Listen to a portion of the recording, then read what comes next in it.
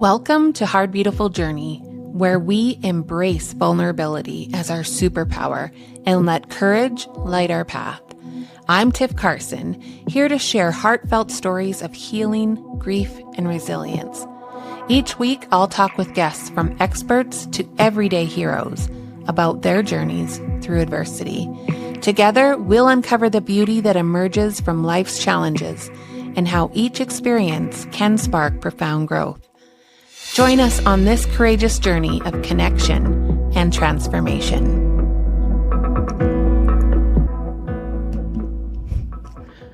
What happens when everything looks perfect on the outside, but inside your body is breaking down, your spirit is exhausted, and you're not sure how much longer you can keep faking it?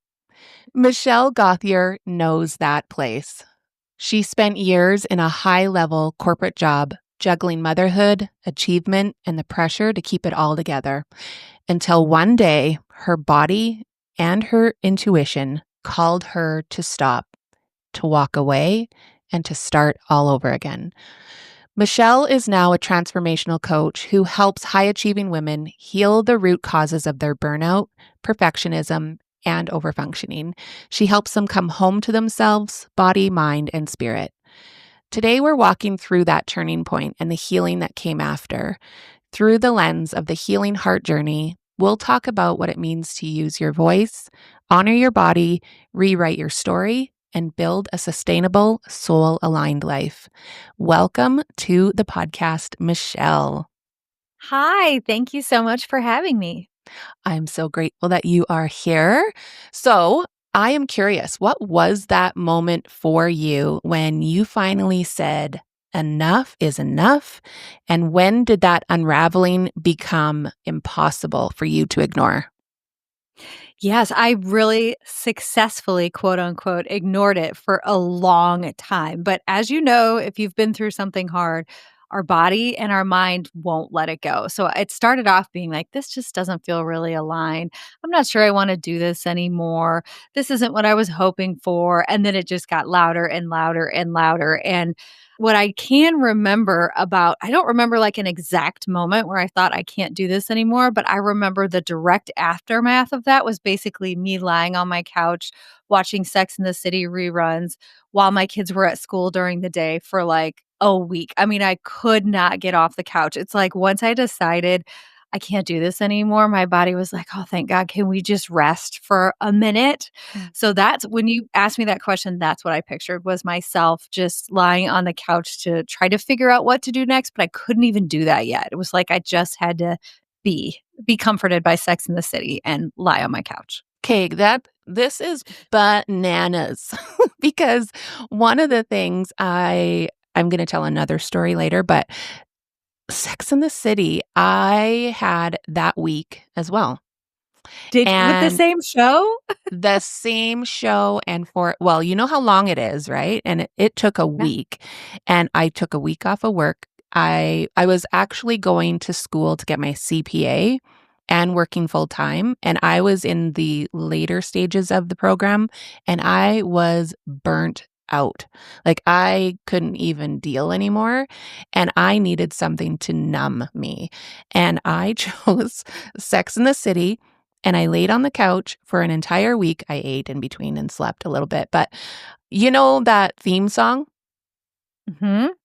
And then you hit go, and then like you didn't skip the theme song. Like that theme Yeah. song was in my brain for probably 3 years after I because bet it was.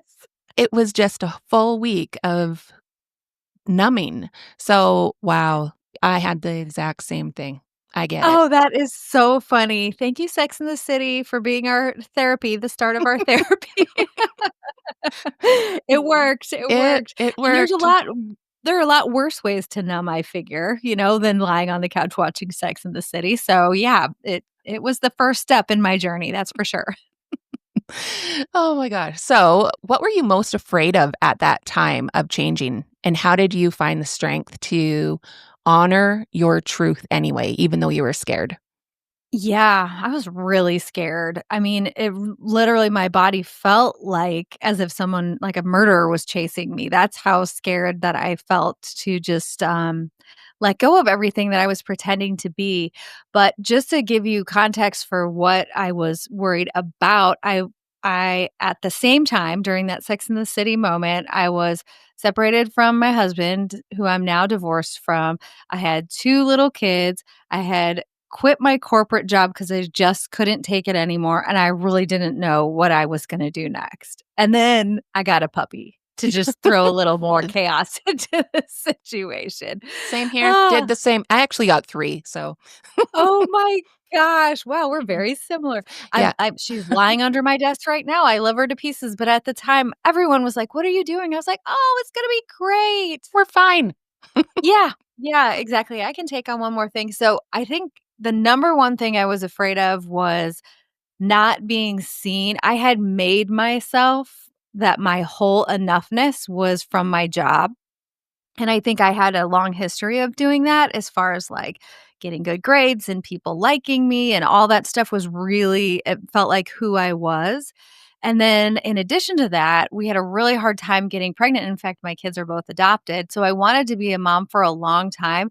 So most of my friends and women who we socialized with, like my husband's coworkers and stuff, were all moms. And so I felt like I didn't have anything to contribute and that I wasn't like, I don't know, in the club somehow. And so that just made my work all the more important. Like when people would see me at one of those parties, I wouldn't be like, "How are the kids?" I'd be like, "How's work?"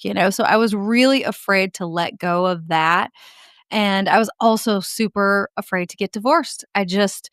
I thought, like I mentioned, my kids are adopted. Someone chose us to be their parents, and now we're going to get a divorce. My parents have been married for like 50, now they're on 57 years. My husband's parents have been married forever as well. And so it was just like, our family doesn't do that. So I Mhm. was really afraid of that too, and like being seen as a divorced woman. Mhm. Okay, a couple more similarities. Okay. Trouble getting pregnant. All 3 of our kids are IVF babies, and I also, wrapped my worth up in my career for a very long time. I remember when I was in high school and thinking about what I was gonna do with my life, my career, and all I kept remembering saying to myself is, "I want the corner office. I want the Mhm. corner office, and I want to wear the power suits, and I want to be like a badass businesswoman." Me too, Yeah, yes.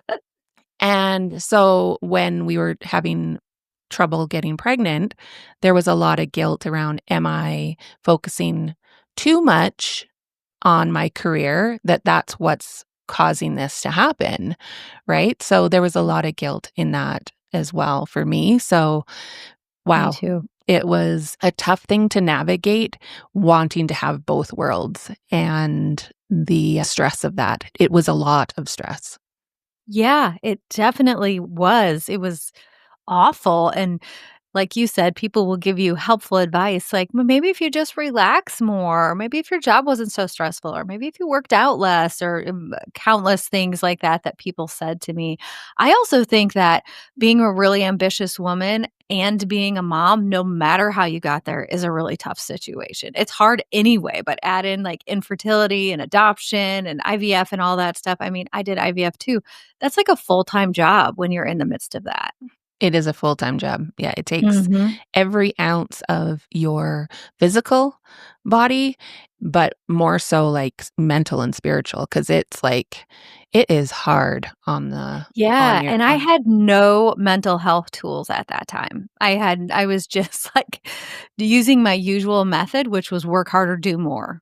And Mhm. so I was just, like, gunning my way through it instead of actually feeling anything or allowing myself to be upset or sad or any of that. Mhm. What were some of the signals that your body was giving you that it was not going well and that you needed to make a change? Yes, I had consistent lower back pain for 2 years. That's kind of my in fact, even now it's usually completely gone. But even if I have one day where my lower back, I feel a little twinge of something, I'm like, ooh, I need to immediately journal about what this stress is. I feel like that is where my body puts the stress or when something is out of alignment. But I think without knowing it, I had this life that was totally out of alignment with my authentic self, and my body was trying to tell me, and that's how my body tells me. I know everybody's is different, but that was mine. Mhm. I also started having, like, I've never had anxiety. I mean, everyone has anxiety, but not like an anxiety problem, but I started having tons of anxiety, like waking up in the night thinking, "Am I having a heart attack?" Not being able to sleep, physical problems and mental health problems that I had never had before. And I feel like now I can look back and see, oh, yes, I was just shoving everything down. And my body was like, I'm just going to keep telling you. So it's going to get worse and worse. And finally, my blood pressure was so high. I started taking it at home.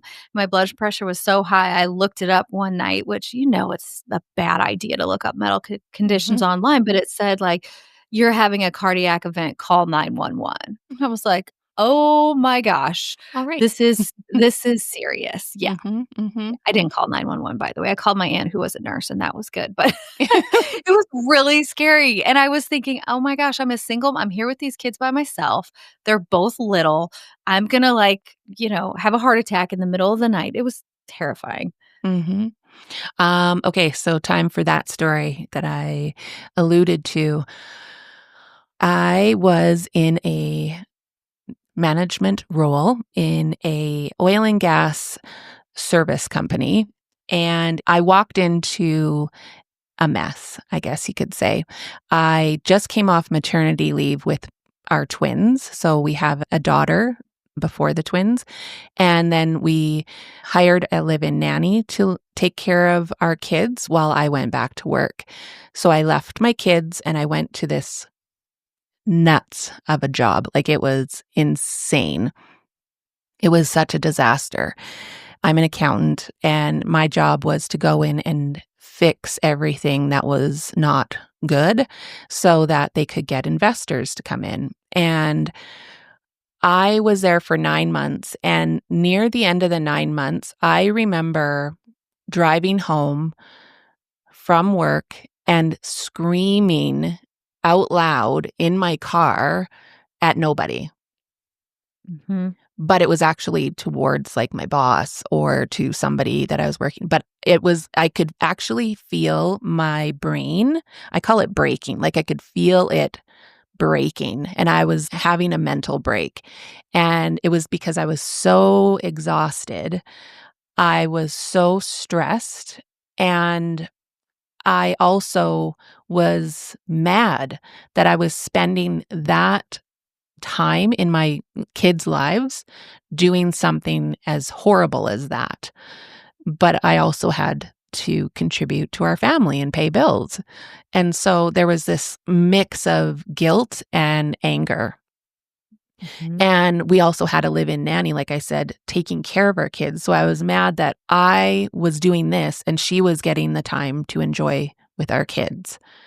It was just this messed up feeling. But not long after that, I ended up going to have a hysterectomy actually, and it went not well. And afterwards, I was sitting at home.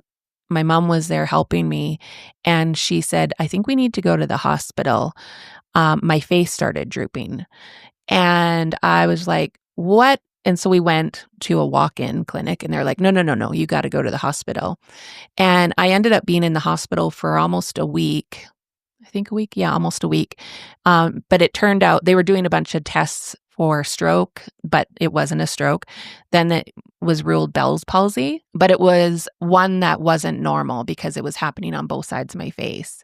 So, and that was all due to the extreme stress that I put myself under. I recovered from that and I went back and I got laid off.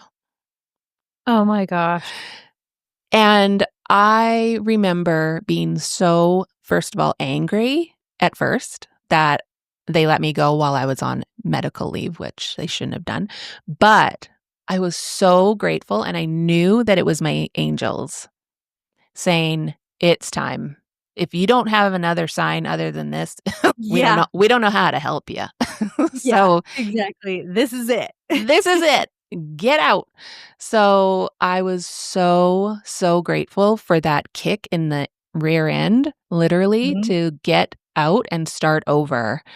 So, if somebody today is hearing maybe a whisper, not like a kick in the rear end, but doesn't know where to start, what's one small shift that they can make today to reconnect with their body?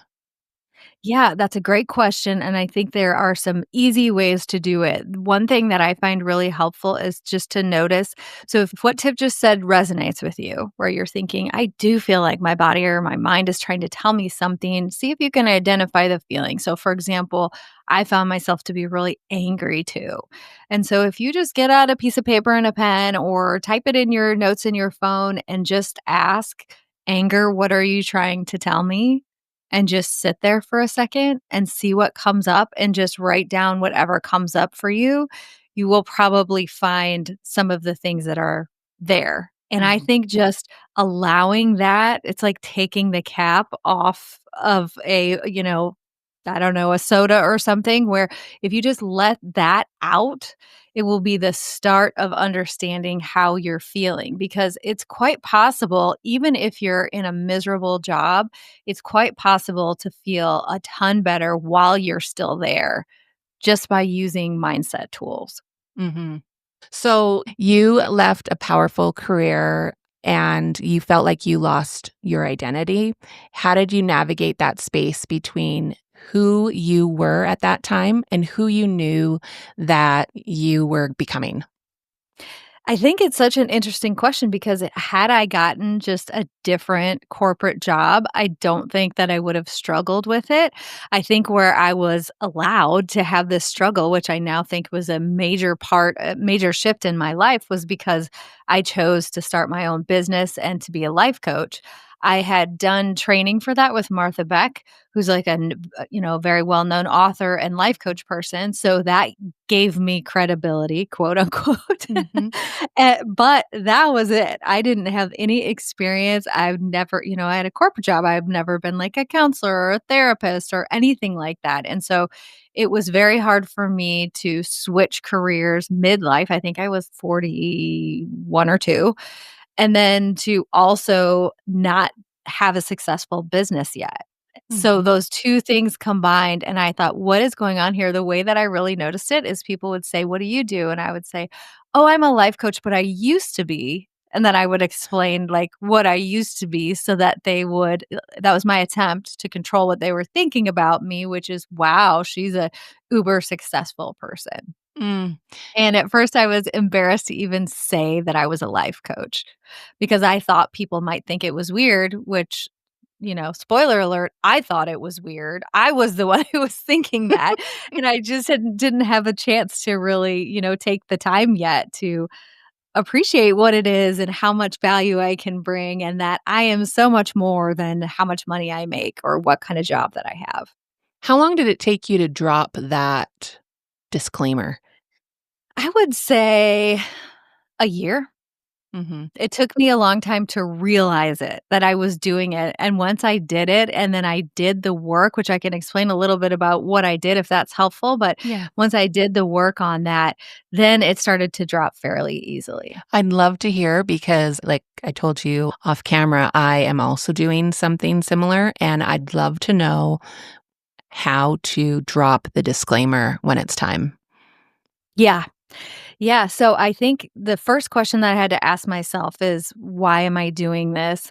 Why am I saying this?" And my answer was basically, "I want people to know that I'm successful." So then I went another why. Why do I need people to know I'm successful?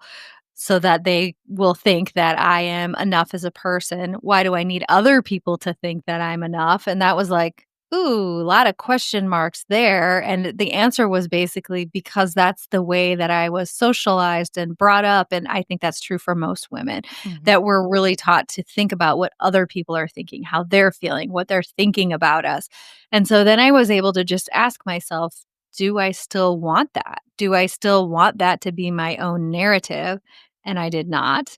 And then when I dropped the other people part of it, then the question became, how am I enough right now without my corporate job? And in investigating that, what I came to is the fact that it was never the corporate job. Mhm. I've always been enough. I'll always be enough.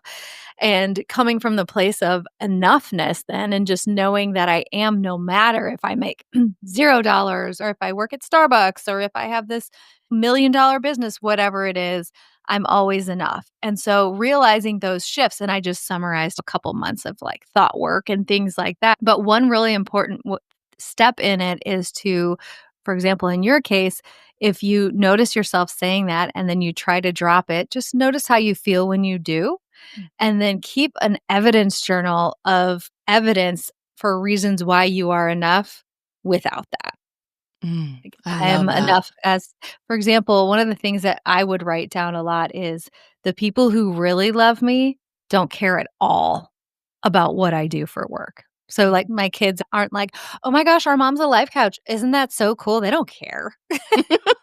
They just love me because 'cause I'm me. Mhm. Same with my parents, same with my best friends, same with all the people who truly love me, and when I got to the bottom of who am I trying to impress, it was my old boss at my Mhm. corporate job who I really loved and respected, and I wanted him to think that I was really doing a good job, which Mm. he may or may not think, I don't know, but I came to the point that that doesn't really matter. Yeah, yeah. Wow, I love that, and I am going to incorporate that into some of my journaling that I do already, and just I love the asking why and digging deeper, like, putting the Yes, if why you at the can end. go 5 whys, ask yourself why 5 times, you can usually get to the bottom of an issue. Yeah. You think yeah, you say it's 5? I love that. Yeah, Yeah, 5 feels like the magic number. perfect. So, you have talked about on your social media and your website about building a sustainable life. What does that, look like, and how do you get that sustainable life to feel good, not just look good? Yeah, yeah. First, you gotta drop caring about what it looks like. So that was what I just described, Mhm, step 1. And then step 2, because of course my immediate response when I had my own business was just to recreate what I was used to in the corporate world. And so what that meant was working a ton of hours. So when my kids would go to bed, I would come back to my office. And the funny thing is, I didn't have anything to do. I had 1 or 2 clients in a week. There was literally nothing for me to do, but it was just the habit. So then I got really proactive and thought, what kind of life do I actually want to have? That's the question that I would ask myself. For example, if someone out there is trying to create a new business or switching to a new job or somewhere where you have a chance to really define what you want it to be. So that's what I do. I have several tools to do that, but one of them is a to don't list. So one of the things that I don't do is I don't see clients on Tuesdays so that I can do things like this and do marketing. So I see clients 4 days a week. I don't work before 9. I don't work after 4. I don't work in the evenings or on the weekends. And so what I try to do is fit as much as I can into that time frame without making myself feel overwhelmed. My number one priority in life is to live a life that feels good and not overwhelming. So that's sort of the question that I ask myself. Even with clients, I've tried taking on more clients. And when I do, it takes the fun and the calm presence out of it and makes it feel stressful and overwhelming when I have 6 clients in a row, as an example. And mhm. so I just said, I'm not going to do that anymore. So I'm willing to sacrifice anything to say, I'm not going to take on that many clients, or I don't care if I make any more money so that I can have this life that feels calm. And I'm a single mom, so being able to be free in the evenings and take my kids places and have dinner with them and all of that is really, really important to me. So, that is interesting too. When I first started this podcast about almost 5 years ago, in that first year, because I was doing something new and I wanted to prove myself and I thought I needed to do things a certain way. I oh my goodness, it still makes me laugh when I think about it. I booked in 1 month's time 17 interviews with all authors. Oh, wow. With Did you the read, like, 4 pages of each book? Oh my gosh. with the intention of, I need to read all of these books. I'm a speed reader. So, by the way, just so that's clear, like, I actually can read a book in about 4 or 5 hours. Oh, I'm jealous. However, I also had 3 children and a husband and all of those things and, like, a job. So, but it's funny how our brain is like, "Hey, well, I need to prove myself. I'm doing something new, and I need to prove myself, and I need to be really good at it." And about the 4th or 5th interview, I saw the other 12, and I was like, "Uh-uh. No, Mhm. I'm not doing this. I cannot do this. I will have another mental breakdown." And Yeah. Yeah. I reached out to all of the guests and I rescheduled over a very long time because I still wanted to. The people that I chose, I actually did want to talk to them and read their book, but I wanted to give myself that grace and that time to actually read the book and reflect on it. And so, yeah, it's interesting how that achievement thing comes up. Yes, exactly, and especially if you're not used to, which I also was not used to doing this kind of work that you and I both do now, which is being in fully present, holding space for people, truly listening to what they're saying. It's not like I could do 9 conference calls in a row with my eyes closed, giving objectives, taking people's opinions, sending out the notes after. It was like no big thing, but this is not the same, and I feel like the people who I'm sitting on the other side of the screen from deserve my full attention, and I want that. I Mhm. want to be that's how I wanna live my whole life. Be fully with the person who I'm spending time with and feel relaxed and calm so that I can be a great listener. Mhm. Well, I think that's where you build more trust with the people that you're working with is that they know that you're listening and that you care about what you're Yeah. going through. Yeah, exactly, and I think that's what that's what I needed, that's probably what you needed, and that's yeah, that's just what people need, and it's I feel like it is my soul's calling to be that person, and I'm not going to make it a frantic, overwhelming life. I'm just not willing to do it anymore. Mhm. So we just talked about overfunctioning and perfectionism. What's one core belief that often keeps people stuck, and how do you help them rewrite that? Mhm. I think most women who are overachievers like you and I, when we have a problem, our default solution that we've learned is just to go harder, to work harder, and that everything needs to be done to an A plus level. And so, one thing I really work with my clients on is backing down to doing B minus work sometimes, where it's possible and appropriate. And when I first say that to people who are like me, they're like, "What do you what? No, there's no situation in which I B could do that." So minus, sometimes maybe B plus. yeah, exactly. So sometimes we have to start off with like, "How about a solid A? How about an A minus?" Then we just have to move down the scale as we practice. Yeah. But I think that's the biggest thing because people don't identify that they have that belief until we start investigating it, and then they're like, "Oh my gosh, I'm going all out in every area of my life. No wonder I'm so exhausted." So, one of the big things that I didn't feel in those moments of exhaustion and overwhelm was joy. And it Mhm. honestly felt like a luxury when I did feel it. Mm. When did joy start returning for you? And how do you help others reconnect with Mhm. joy in a real, grounded way?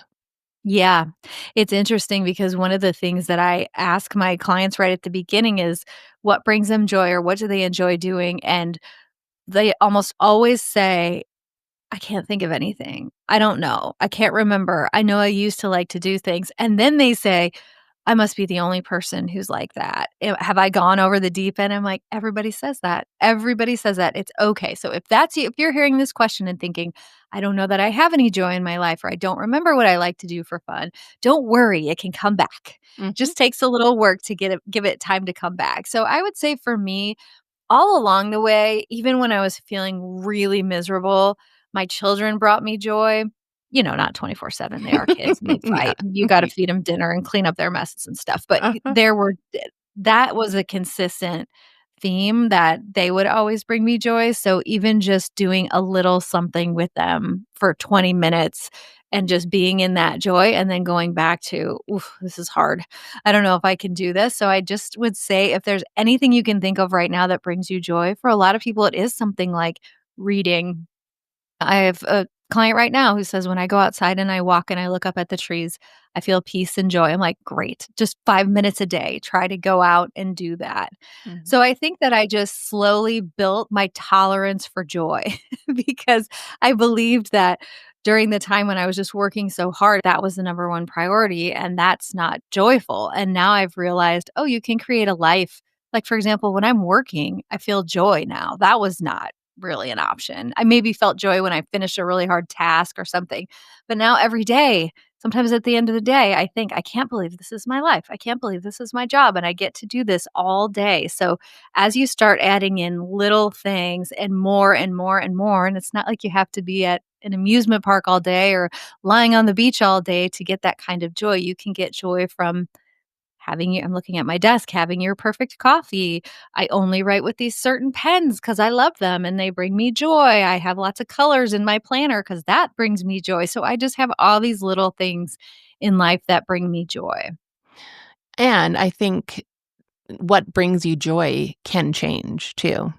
And Totally. why I say that is because I've talked about it on my podcast before, but I started playing my drum kit again after many years because I remember I went back and I journaled and I was like, what made me so happy as a kid?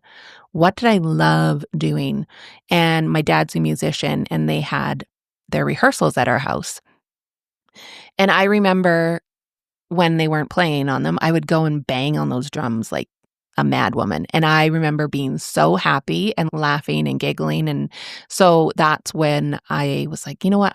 My husband at the time got me a drum kit, and I was like, "I'm gonna do this. I'm gonna do," and I had so much fun, and I realized I don't want to keep doing that. I'm going to now do Yeah. something else, and Yeah. so it can change. It doesn't have to Yes. be the same thing all the time.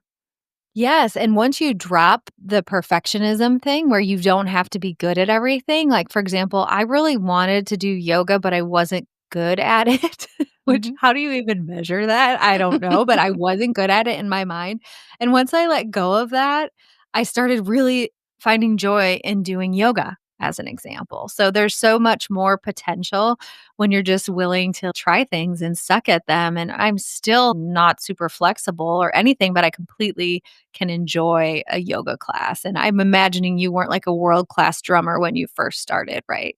No. Just doing it for fun. But Yeah, just doing it the for part fun. the part that I loved was my instructor.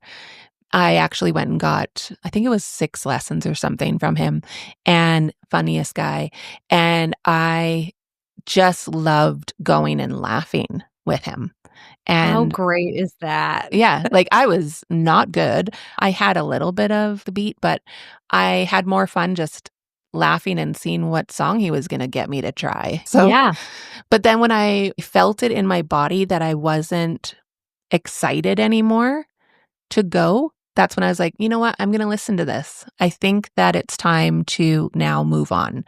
And I did. yeah, And yeah. I felt peace around that. So, Yeah, yeah, and it's fun to think of new ways to fill that fun gap, mhm, right? mhm. If that one didn't do it for you anymore, it's fun to think about what did. I really like doing creative things, and I am always thinking like, last year I did this whole big project where I bought just plain white postcards, and I drew on the front. I like to do lettering, so I wrote the person's name, and then on the back, I just wrote all the things I loved about them, and then I just drop them in the mail, and it was the most fun project because I loved doing the design, and then it was like joy bombs all over the place. People Mhm. would text me and be like, "Oh my gosh, what an unexpected, that was so fun."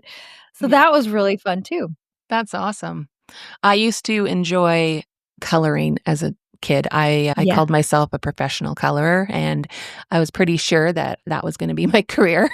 Oh, yeah, I asked my I mom. love that. Oh my gosh. Did you have the big crayon box with, like, the 64 colors? I always wanted Oh, that. I had that, and I was I was good. Like, I had solid lines, and that shading was next level. So, I went and bought all the coloring books and all of the stuff, right, as an adult. But I after the drumming lessons, I actually went and started doing diamond painting, Oh, what's and, that? oh, you should just look that up. It's mind numbing, like, you can do it while you're watching TV, but it's my version of coloring now. I get to do the thing with the colors and everything, and it's just brought me so much joy. So, yeah, it I'm gonna shifted. check that out. I would love that.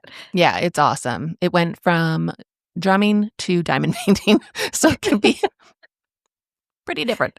Right, the Yeah. world's your oyster. You could do anything. Yep, yep. So, if you could sit across from your past self, the one that was pushing and pushing and pushing through that pain and proving yourself and performing, what would you say to her now? To try to spare her from all of that or when she was in the thick of it? All of it. Yeah, I feel like you're already enough. Mm, You have nothing to prove. You're already enough. mhm. I I love feel like that. if I had that core belief, I would have approached everything in life in a completely different way. Mhm. What is the ripple effect that you hope your work creates in our world, and what kind of healing are you most passionate about? I love that question because I actually think about this all the time. So most of the women who I work with are moms, not all of them, but and I work with a few men too, but I like to think about how the mom is like the temperature setter in the house. So if I can help a mom feel like she's already enough and feel calm instead of overwhelmed and feel present instead of flustered, I like to just picture her being in the home with her family and how that affects everyone else. That everyone else is feeling more calm and more present and sees her as an example. And then I think about her being at work and having a team of people and modeling that for them. And then those people go home to their family. So I like to think about just having a present calming effect on everyone that they come into contact with. And I think that's so powerful because, as an example, had I been a frantic mom, I think about how different my kids would be right now. So, are they going to grow up in an environment where they are used to having peace and calm? And then, what kind of parents is that going to make them? Mhm. So I love to think about that, and I think it's really an important piece of working with moms is how it affects the rest of the family. I think I'm just most passionate about sparking the idea that you don't have to do it all, be it all in order to be enough, and that you can, without changing your life, because sometimes people hear my story and they're like, "So you quit your job and you got divorced and then you were happy." But I just wanna offer that you can not quit your job and stay married and feel much, much happier just by changing your mindset. So I feel like there are so many problems in life that need outside help, right? Like you have to go to a doctor or you have to go to physical therapy or whatever. But this is one where all you need are the tools and the healing can be inside your mind in the way that you're thinking. So I'm really passionate about that.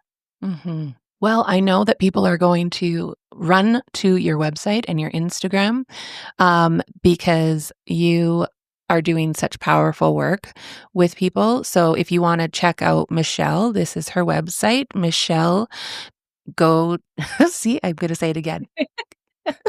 MichelleGauthier.com. The michellegauthier.com and Instagram, Michelle Gauthier Coaching. And yeah, people go and check out Michelle. There she is again, wrong screen. I end every episode asking my guest what they are grateful for because even in the hard, there is always, always something to be grateful for. What are you grateful for today? So many things. Last night when I was falling asleep, I was thinking how grateful I am that I have a comfortable house and a comfortable bed. And we've been having crazy weather here in the Midwest where I've had the air conditioning on and I've had the heat on, and we had some really bad storms. And I was just thinking how my little house has literally weathered me from the storm of life. And I'm just really grateful that I was able to get this house, make it exactly what I wanted it to be. You can see all the colors and stuff behind me. It's a very bright and colorful house, and I really am grateful for it, like, every day.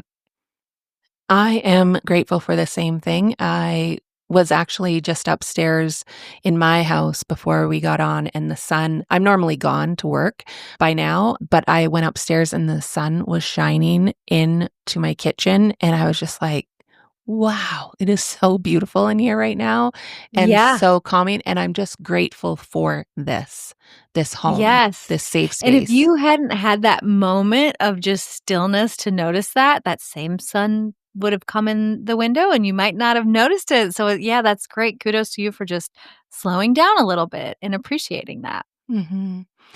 So before we wrap, I want to invite you to take a moment to really check in with yourself and ask yourself how your body is feeling right now. Is it tight or is it tired? Is it trying to tell you something? What have you been holding on to that needs to be released? Michelle's story is a powerful reminder that we don't have to wait for breakdowns to start choosing ourselves. You are allowed to rest and you are allowed to breathe. You are allowed to change your mind and your life. Start by getting curious and start by listening. Your heart already knows the way. Thank you, Michelle. I am truly grateful for you being on the show today. Super Thank you for grateful. having me. And I just want to say an amen to everything you just said. Right on. Great job. Thank you. All right. Thanks, everybody. Thanks for being here for this episode of Hard, Beautiful Journey. I hope today's episode inspired you to embrace your own vulnerabilities and recognize the strength within you. Remember, every story of resilience adds to the beauty of our shared journey. If you enjoyed this episode, please like, subscribe, and leave a review. Your support helps me spread hope and healing to even more listeners. Until next time, keep shining your light and embracing the beauty in your journey. Bye-bye.